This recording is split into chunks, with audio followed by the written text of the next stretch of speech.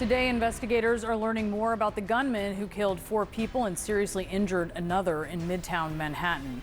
Police say he drove all the way from Las Vegas with an apparent grudge against the NFL and its handling of the trauma-induced brain disease, CTE. Just a short time ago, we saw the first images of what the gunman left behind in his car: medication, another gun, and more ammunition. Let's bring in CNN chief law enforcement analyst and intelligence analyst John Miller. John, what else was found in the car, and what is this telling investigators? Well, the contents of the car tell us about a cross-country journey with an individual who was suffering. What you see there is a bag filled with ammunition. There is the case for the rifle, as well as a backpack. There are bullets for a .357 Magnum. A revolver was recovered from the car. There was ammunition loaded into magazines for the rifle that he took with him when he walked into that building. But they also found Zoloft, a medication for depression. They found Zomatriptan, which is a medication for migraines. And they found an amount of cannabis or weed, which is sometimes just weed, but also sometimes used by migraine sufferers for relief. So he was supposed to show up for work at the Horseshoe Casino in Las Vegas Sunday. He didn't show up. It appears that that's when he started his cross-country trip. And we're learning a little bit more about the shooter, things that are different and surprising. His father was an LAPD officer, apparently for 18 years before retiring and moving to Las Vegas. He worked as a security guard and an armed security guard, which is why he obtained that, not just a concealed weapons permit for Nevada, but also a private investigator's license, which is required if you're going to work security armed.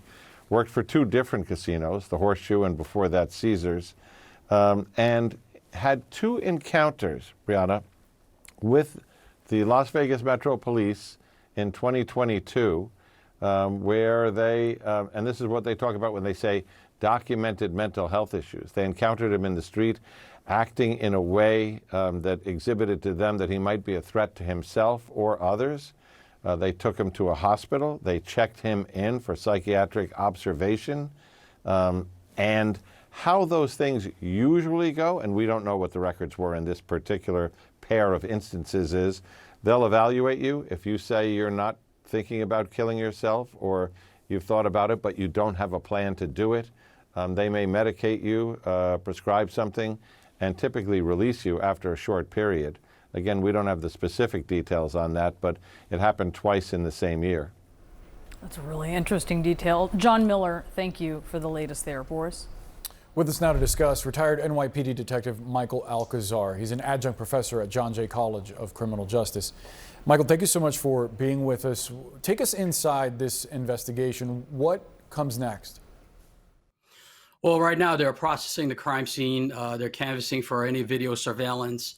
They're interviewing, of course, the witnesses and victims. They're going through his electronic history, through his computer, his personal computer. They're executing search warrants at his residence or residences, and potentially at his place of work. And again, they're reviewing, like, he had a suicide note to see if maybe he has any social media footprint. It's a lot of moving steps to this. Help us understand how shaping a theory of motive comes together, because you mentioned the suicide note. You also have the NYPD saying that he has a mental health history. You also have, I should note, in the mention of his suicide note, the claims that he had CTE, which are, of course, difficult to verify when someone is alive. But then you also had medications that were found in his vehicle that address migraines and that sort of thing. How does all of that get processed by investigators to shape a theory of motive? So I'm sure investigators are talking to his family members, perhaps conferring with medical staff that have seen him in the past, as John had mentioned. I know in the note that he left, he talked about an NFL career, and apparently he didn't have an NFL career. So he seems unstable mentally. So he might have some delusions that he's acting on. So again, good detectives will just interview again the family members, where the medication was issued, why was it issued, and the kind of history again, like John mentioned, with the police, with medical staff. Are you confident that there will be some kind of analysis through autopsy of his brain to determine if he had CTE? You know, that's beyond my purview. I'm not really sure what the doctors will do when they do an autopsy. I'm not sure what they can determine through that autopsy. Understood. And lastly, I wanted to get your thoughts on building security, just the fact that he confronted some security guards in the lobby, but then was able to access an elevator. When you're talking about a high-rise like that, there are multiple points in which you have to have a badge just to access certain elevators. I wonder what you make of what you've learned and what more could have been done potentially to prevent access. Well, most of these security guards that work in these Manhattan buildings, you know, they're unarmed, other than the paid detail police officer that was there that lost his life. Sadly, many of these departments, these buildings hire the NYPD for this paid detail, which is an off-duty employment. I think, and you know, I've gone through these buildings several times. Once you pass security, there's really no key card per se, like to get in the elevator. And this perpetrator went up the elevator. Apparently, he didn't realize that, you know, there's different elevators that go to different floors, which was fortunate for, you know, those people that he was targeting. And then he eventually took his life. Yeah, our thoughts are with the family of that off-duty officer that lost his life. Michael Alcazar, thank you so much for the time. Brianna? Let's talk about this a little more now with New York State Assembly member Alex Boris. He represents the area of Manhattan where the shooting happened. Can you just tell us a little bit about what you're learning about the victims and what more you can share about who they were? Well, our community is reeling. The fourth victim was just publicly identified. There's obviously the police officer who everyone heard about. There was a 32BJ member, a security officer. There was an employee, an executive at Blackstone, and an employee of the Rudin company, the manager of the building, just 27 years old and starting her career. And that's the latest person who was identified, someone who is 27. It's horrible. And there was one person who was significantly injured. Do you know anything more about them?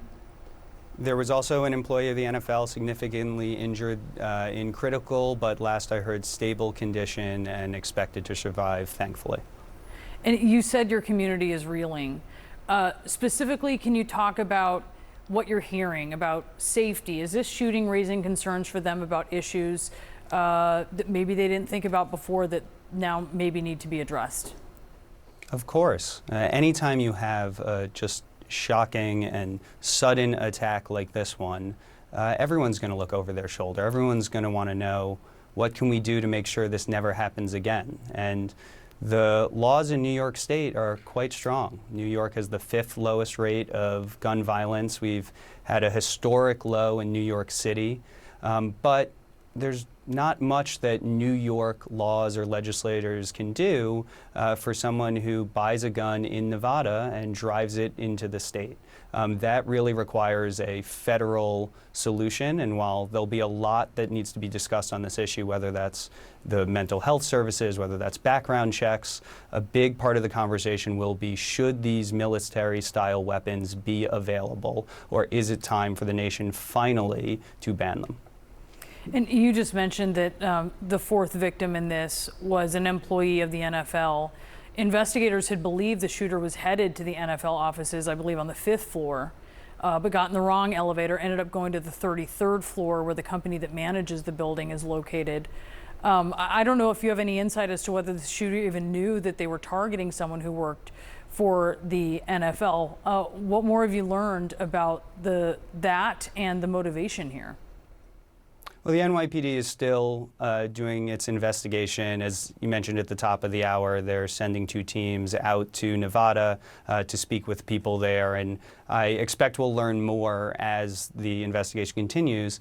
But what we know now is that this person drove from Nevada with an intent, with a loaded weapon, with a weapon that could fire very quickly and very powerfully, and used it to inflict mass casualties on New Yorkers. And that demands a national response. And what do you think that response should be? I think it's, as our governor said this morning, it is finally time for us to have a nationwide ban on assault weapons, on these AR-15 style weapons. Now, this one was a pistol and a different one, and I expect many of my colleagues in elected office to pick at specific distinctions in weapons, but what's clear is no one should have a magazine that can shoot 30 rounds. No one should have such a high-powered and maneuverable weapon and be able to walk around city streets or drive it into our state. Yeah, a very lethal weapon, as we see and as your community is reeling and in mourning today. Assemblyman Alex Boris, thanks for being with us.